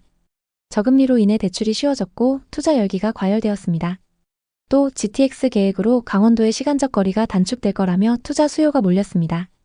그리고 서울과 경기 지역의 고소득층이 강원도의 오션뷰 아파트를 세컨드하우스로 매입하며 가격을 끌어올렸습니다. 2021년부터 2023년 사이 속초 아파트 매수자 중 서울 거주자의 비중은 22%, 강릉은 17%에 달했습니다. 하지만 2022년 하반기부터 부동산 시장은 급격히 냉각되었습니다. 미국의 금리 인상, 국내 대출 규제 강화, 그리고 과열된 시장에 대한 피로감이 겹치며 집값은 하락세로 돌아섰습니다. 속초 디오션자이 아파트의 사례를 다시 보겠습니다. 2022년 2월 40층이 17억 4천만 원에 거래됐고 2023년 4월 43층이 12억 8천만 원에 거래되면서 약 5억 하락했습니다.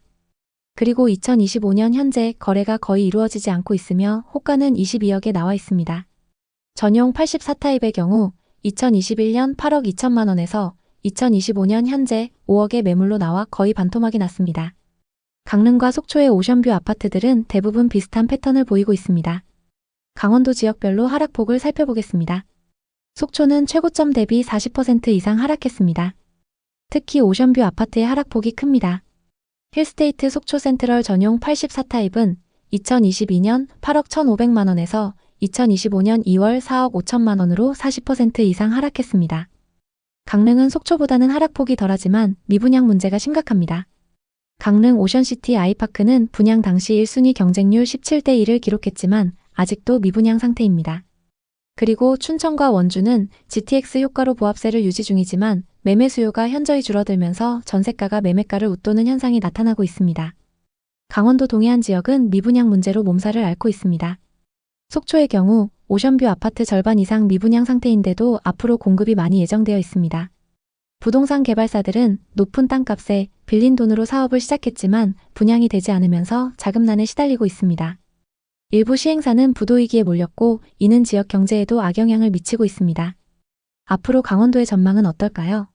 부동산 시장의 미래를 예측하기는 어렵지만 몇 가지 요인을 고려할 때 당분간 하락세가 지속될 가능성이 높습니다. 우선 공급이 너무 많습니다. 강릉과 속초에서 계획된 대규모 신규 분양은 수요를 초과하고 있습니다. 이는 분양가 하락 압력으로 이어질 것입니다. 그리고 아직까지 금리가 높은 것도 대출 부담을 가중시키며 부동산 수요를 억제하고 있습니다. 하지만 실수요자 입장에서는 지금이 오히려 기회일 수 있습니다. 분양가가 하락하고 미분양 물량이 늘어나면서 가격을 협상할 수 있는 상황이 되고 있습니다. 특히 세컨드 하우스를 고려하는 분들이라면 매매 대신 전세를 활용하는 것도 좋은 전략입니다. 예를 들어 속초 디오션 자이 전용 84타입 전세가는 약 3억 3천만 원, 힐스테이트 속초 센트럴도 3억 3천만 원 수준으로 비교적 괜찮은 가격대입니다. 투자를 고민하시는 분들이라면 급하게 매수에 나서기보다는 시장을 관망하며 가격이 안정화되기를 기다리시는 것이 좋습니다. 세컨드 하우스를 원한다면 앞서 말씀드린 것처럼 전세로 1, 2년 거주하며 시장 상황을 지켜보는 것이 현명한 판단입니다. 또 분양 사무실이나 부동산의 호객행위나 허위 매물에 속지 않도록 신뢰할 수 있는 정보를 꾸준히 확인하세요. 부동산 투기 열풍은 많은 사람들에게 기회이자 동시에 큰 손해를 안겼습니다. 속초와 강릉의 바다는 여전히 아름답지만 거품이 낀 가격에 휩쓸리면 큰 손실을 볼 수 있습니다. 강원도 부동산에 관심 있는 분들에게 도움이 됐으면 좋겠네요. 오늘도 영상 봐주셔서 감사합니다. 항상 여러분의 성공적인 투자를 응원하겠습니다. 오늘 영상이 도움되셨다면 구독, 좋아요 부탁드립니다. 감사합니다. 10억까지 올랐던 호가가 6억 중반까지 하락한 모습을 본 영호 씨는 좌절했습니다. 내가 왜 그때 안 팔았을까? 올랐을 때 팔았어야 했는데 왜 그렇게 자신만만했지? 후회와 자책이 밀려왔습니다. 제주도에 투자했다가 큰 손해를 본 영호 씨는 지금 어떻게 됐을까요? 최영호 씨는 40대 후반 중견기업 부장으로 바쁜 일상을 보내는 가장이었습니다. 아내와 아들을 둔 그는 가족에게 더 나은 삶을 제공하고픈 꿈을 품고 있었습니다. 제주도는 영호 씨 부부의 오랜 로망이었죠. 푸른 바다와 한라산의 장관, 여유로운 라이프 스타일은 그들의 마음을 사로잡았습니다. 매년 여름 제주로 휴가를 떠날 때면 여기서 살고 싶다며 얘기했죠. 2020년 이후 제주 부동산 시장이 뜨겁게 달아오르면서 그 꿈이 현실로 다가왔습니다. 영호 씨는 제주에 집을 마련하면 투자와 휴양, 은퇴 후 삶까지 모두 해결될 거라 믿었습니다. 당시 제주도는 타운하우스 열풍이 한창이었죠. 부동산 유튜버들은 제주는 대한민국의 하와이, 타운하우스는 무조건 대박이라며 시장을 띄웠고 온라인 커뮤니티는 지금 안 사면 기회 없다는 글들로 가득했어요. 중국인 투자자들이 대거 유입되며 가격이 치솟았고 서울의 고소득층 사이에서 제주 타운하우스는 투자 겸 휴양지의 상징으로 떠올랐습니다. 영호 씨는 퇴근 후 유튜브를 보며 제주 부동산 영상에 푹 빠졌죠. 서귀포시 중문의 오션빌리지 타운하우스가 눈에 들어왔습니다. 2층으로 된 고급 타운하우스 당시 분양가가 7억 8천만 원으로 서울 못지않게 비쌌습니다. 영호 씨는 아내와 심도 깊은 대화를 나눴습니다. 여보, 제주 타운하우스 지금 안 사면 평생 후회할 거야. 지금 투자해두고 나중에 은퇴하면 내려가서 살자. 아내는 처음엔 너무 비싸다며 망설였지만 영호 씨의 계속되는 설득에 결국 동의했죠. 투자도 되고 노후 생활로 딱이야. 부부는 모았던 돈과 주식에 투자한 돈 3억 5천만 원에 대출 4억 3천만 원으로 자금을 마련하기로 했습니다. 2021년 초 영호 씨는 오션빌리지를 7억 8천만 원에 계약했습니다. 계약서를 쓰는 순간 그는 가슴이 벅찼습니다. 드디어 제주에 우리 집이 생겼어. 이건 집이 아니라 우리 가족의 미래야. 아내도 미소 지으며 우리 노후를 제주에서 보내자. 최고의 선택이야 라고 말했죠. 가족 모두 설렘으로 가득했습니다. 계약 후 몇 달 제주 부동산 시장은 폭발적으로 상승했습니다. 2021년 중순 영호 씨의 타운하우스는 프리미엄이 붙었고 8억 4천만 원에 거래되며 최고가를 찍었고 호가는 10억까지 치솟았습니다.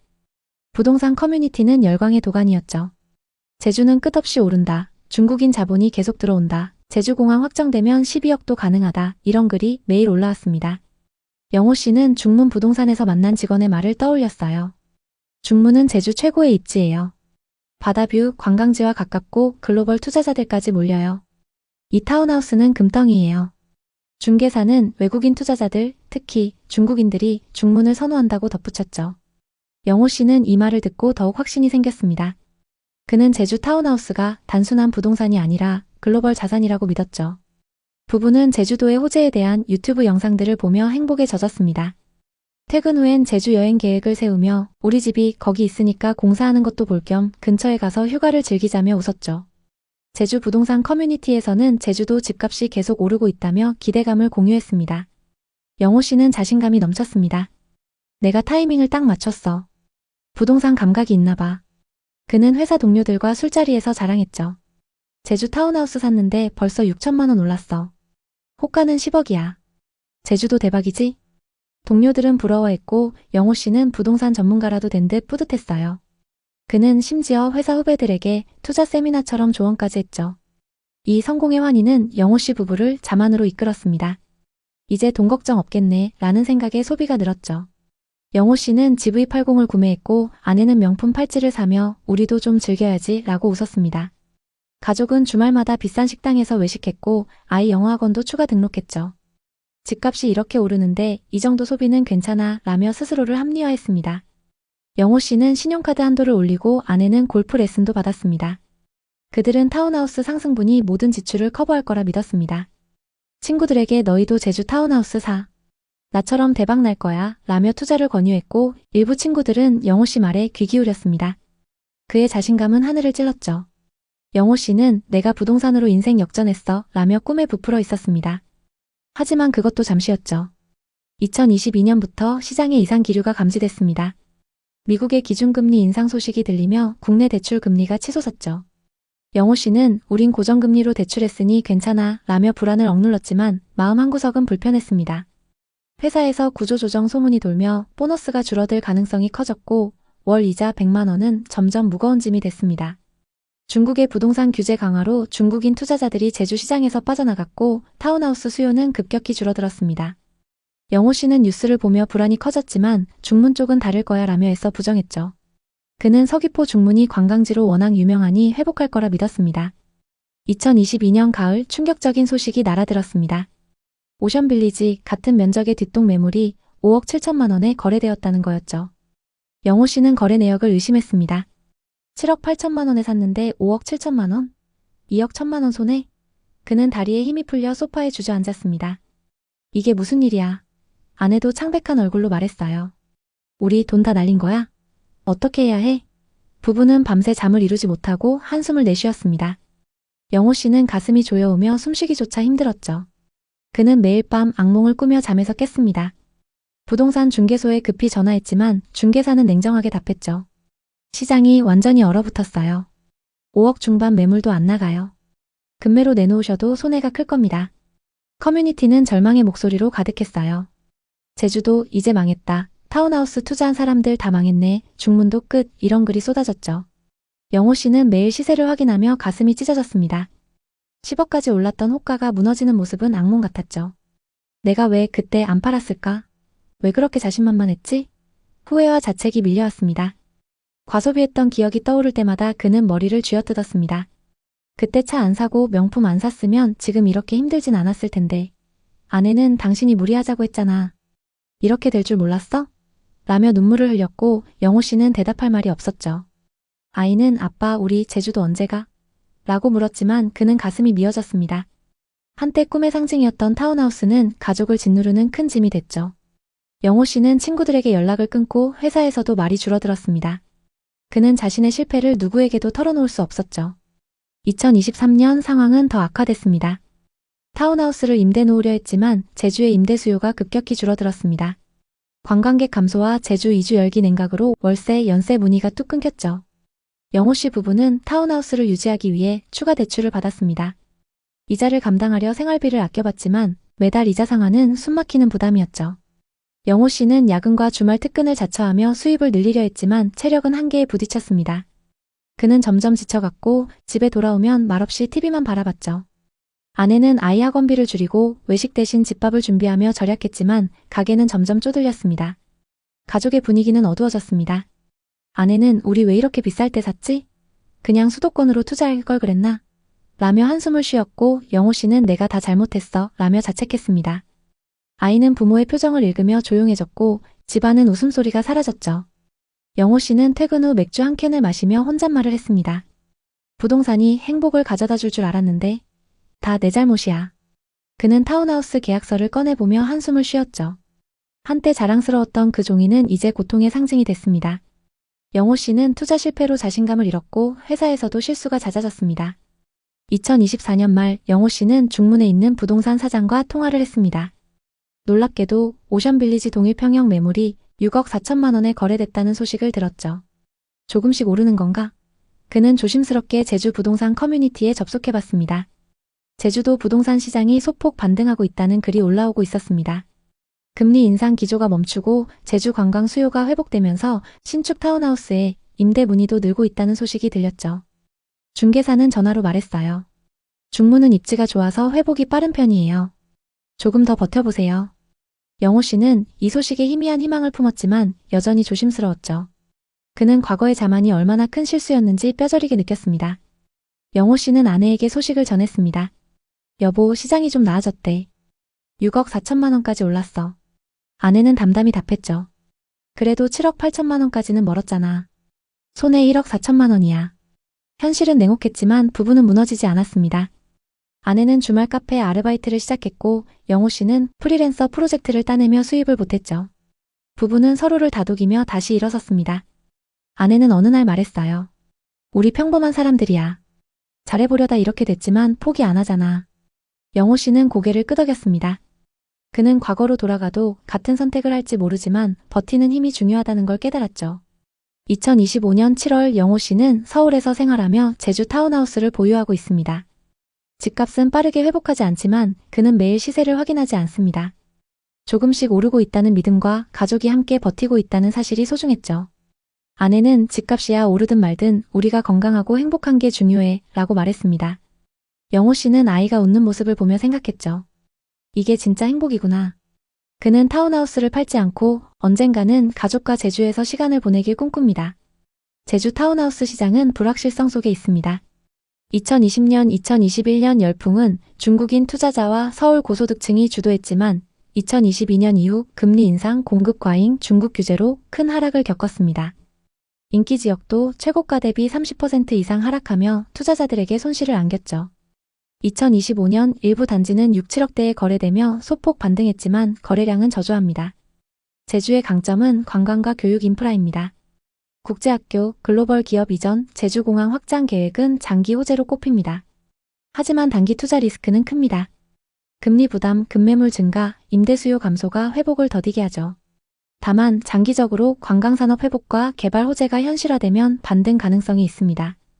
영호 씨의 이야기는 제주 부동산 시장의 급변을 보여줍니다. 상승장의 환희에 취해 자만하고 하락장의 충격에 절망했던 순간들은 많은 사람들에게 익숙할 겁니다. 지금이 기회다라는 외침 속에서 투자에 뛰어든 사람은 큰 리스크를 감수해야 합니다. 반대로 끝났다는 절망 속에서도 누군가는 기회를 준비하죠. 부동산은 장기적인 싸움이며 집은 투자 대상이기 전에 삶의 터전입니다. 영호 씨 부부는 후회와 깨달음을 안고 살아갑니다. 그들은 타운하우스를 포기하지 않았고 가족의 행복을 지키기 위해 노력하죠. 언젠가 집값이 고점을 회복할지 더 시간이 걸릴지는 모릅니다. 하지만 버티는 과정에서 그들은 더 강해졌습니다. 구독자 여러분, 영호 씨의 이야기를 어떻게 들으셨나요? 제주 타운하우스나 부동산 투자 경험이 있으신가요? 댓글로 이야기를 나눠주세요. 여러분의 댓글이 누군가에게 큰 깨달음이 될 수 있습니다. 구독과 좋아요도 잊지 말아주세요. 감사합니다. 강원도에 부동산 투자하는 거 어떻게 생각하시나요? 지난 상승장 강원도 원주와 춘천은 부동산 개발이 활발히 진행되면서 큰 인기를 얻었습니다. 하지만 어느 순간 시장이 급변하면서 크게는 수억 이상의 손해를 보게 됐습니다. 이분들은 지금 어떻게 됐을까요? 그리고 강원도 부동산은 다시 회복할 수 있을까요? 2021년 30대 후반 유지훈 씨는 어느 순간부터 부동산 투자에 관심을 갖게 됐습니다.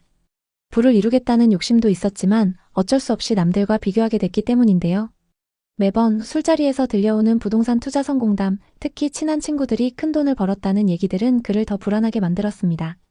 그러게, 나 살 때 너도 사라니까 왜 안 샀어? 아냐, 아직 늦지 않았어. 지금이라도 사. 다들 부동산 투자로 몇 억씩 벌었는데 나만 이렇게 뒤처질 순 없지.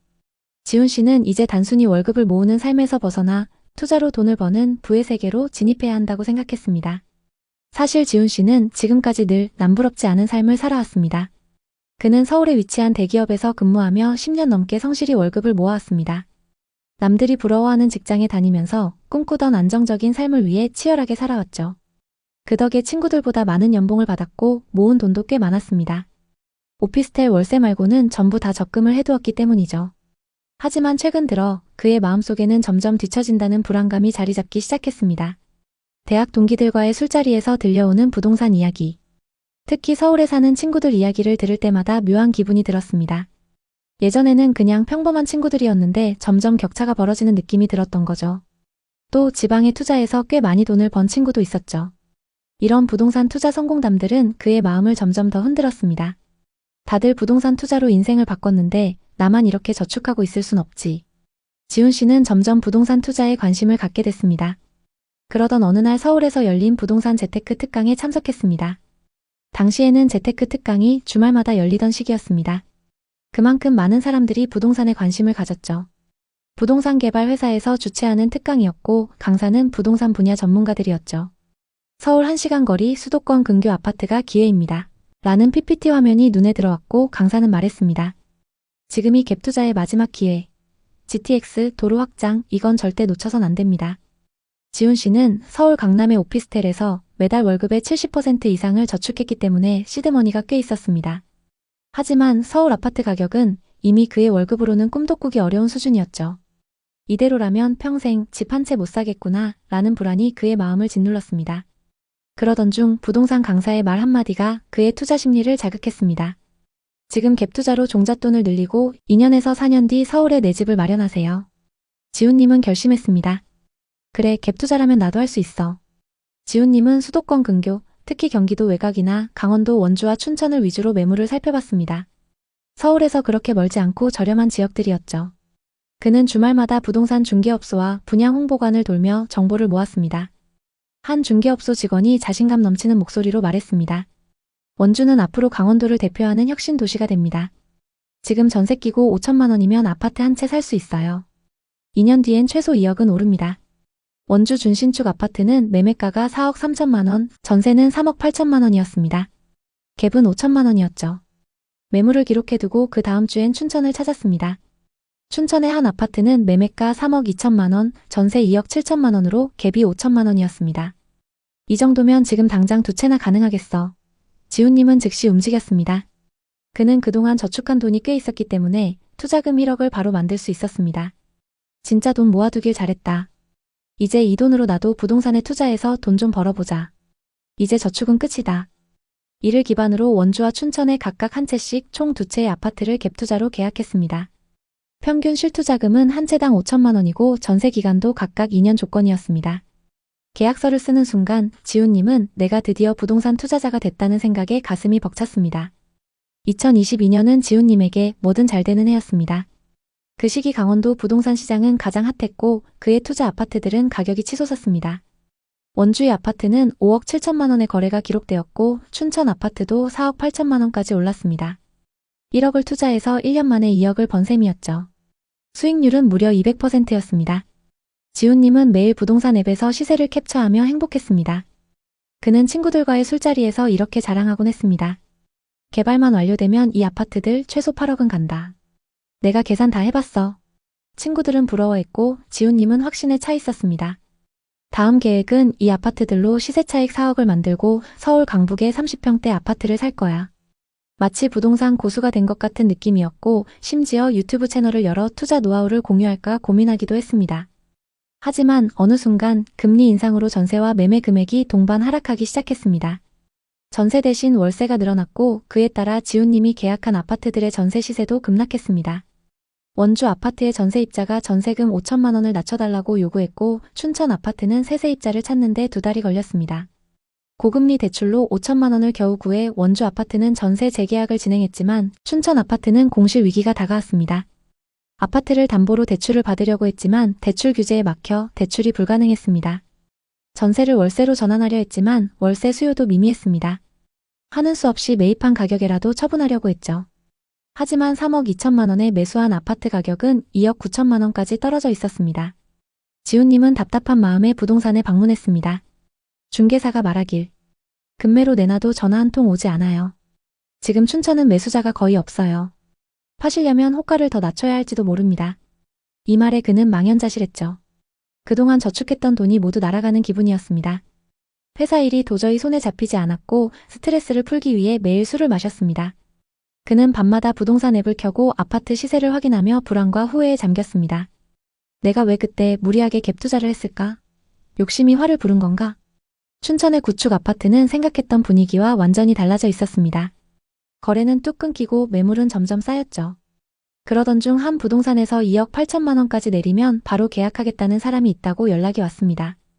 눈물을 머금고 4천만 원이나 손해보면서 매도를 결정했습니다. 결국 갭 투자로 시세 차익을 보려던 계획은 완전히 틀어졌고 처음 투자했던 금액보다 더 큰 손실을 안게 됐습니다. 강원도 부동산 시장은 대체 어쩌다 이렇게 됐을까요? 급등기의 원주와 춘천 시장을 이해하려면 당시 지역을 대표하던 단지들의 가격 흐름을 살펴보는 게 가장 확실합니다.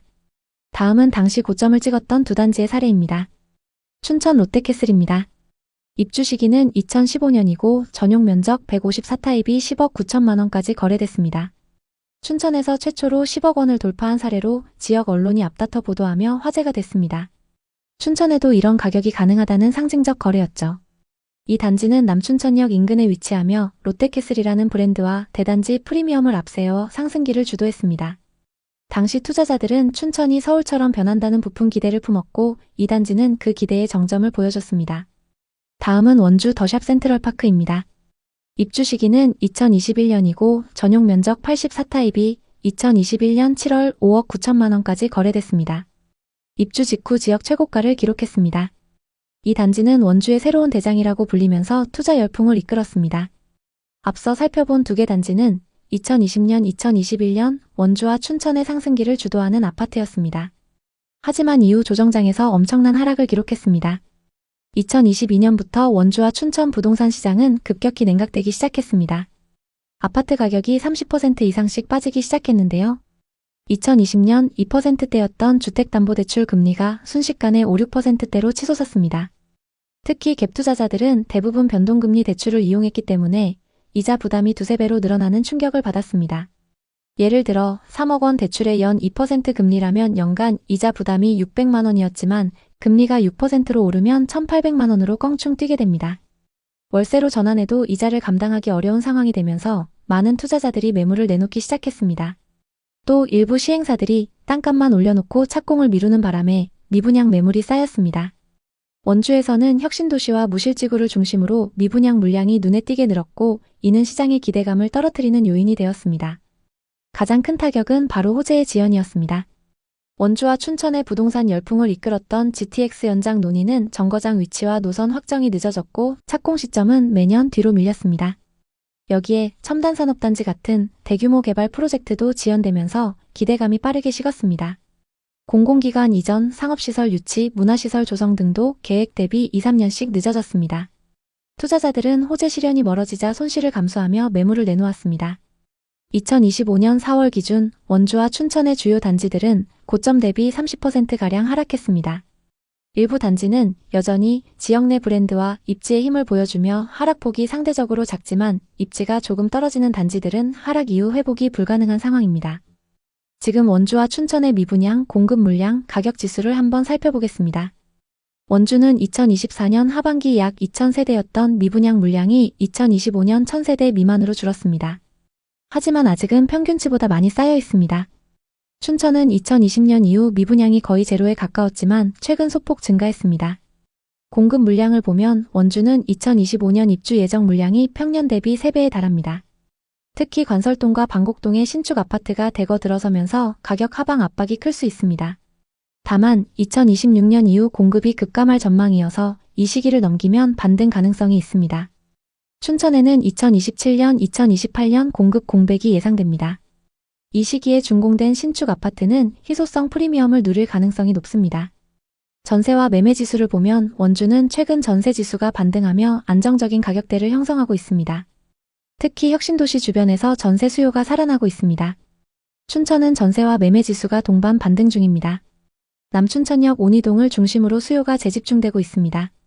원주와 춘천 부동산에 접근하려는 분들께 실수요자든 투자자든 반드시 점검해야 할 부분을 말씀드리겠습니다. 먼저 입지를 세분화하셔야 합니다. 특히 도심과 역세권에 집중할 때입니다.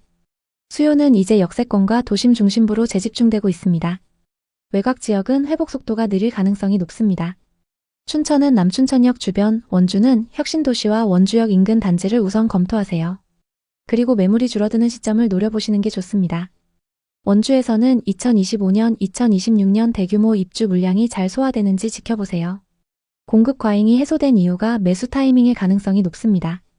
춘천은 2027년 이후 공급이 없기 때문에 지금부터 차근차근 신축 아파트 급매물 시세를 파악해 보시는 게 좋습니다. 원주와 춘천은 수도권 대체 주거지로 주목받았습니다. 하지만 2020년, 2021년처럼 사면 무조건 오른다는 공식은 더 이상 통하지 않습니다. 이제는 숫자와 흐름을 읽어야 할 때입니다. 현재 금리 안정화와 전세지수 반등으로 저점이 형성되고 있지만 급격한 상승은 어렵습니다.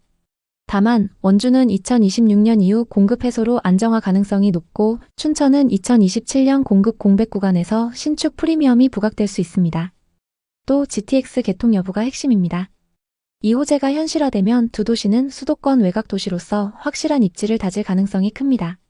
투자자든 실수요자든 매수를 고민하신다면 전세가율이 안정적으로 유지되고 있는지 금리 변동 시 대출 이자를 부담할 수 있는 상황인지 정확히 판단해 보셔야 합니다. 강원권 부동산은 이제 호재를 기대하면서 단기간의 수익을 노리기보다는 장기적인 관점으로 충분한 리스크를 고려해야 하는 투자처입니다. 또 원주와 춘천 부동산은 단기적인 호재나 뉴스에 가격이 많이 휘둘리고 있습니다. 이 지역들의 하락 사례는 홍보성 광고와 가짜 뉴스를 구분하고 시장의 흐름을 분석하는 것이 얼마나 중요한지를 보여줍니다. 결론적으로 강원도 원주와 춘천의 부동산 시장은 당분간 하락이나 보합세를 이어갈 가능성이 크기 때문에 시장 변화가 나타나는 시점을 차분히 기다리는 것이 좋을 것 같습니다. 기다리시면서 관심 있는 단지의 시세 변화를 계속 살펴보시는 걸 추천드립니다. 원주와 춘천 부동산에 관심 있는 분들에게 도움이 됐으면 좋겠네요. 앞으로도 강원도를 포함한 부동산 시장의 최신 흐름을 빠르고 정확하게 전달하겠습니다. 오늘 영상이 도움이 되셨다면 구독과 좋아요 부탁드립니다. 여러분의 성공적인 부동산 투자를 항상 응원합니다. 감사합니다.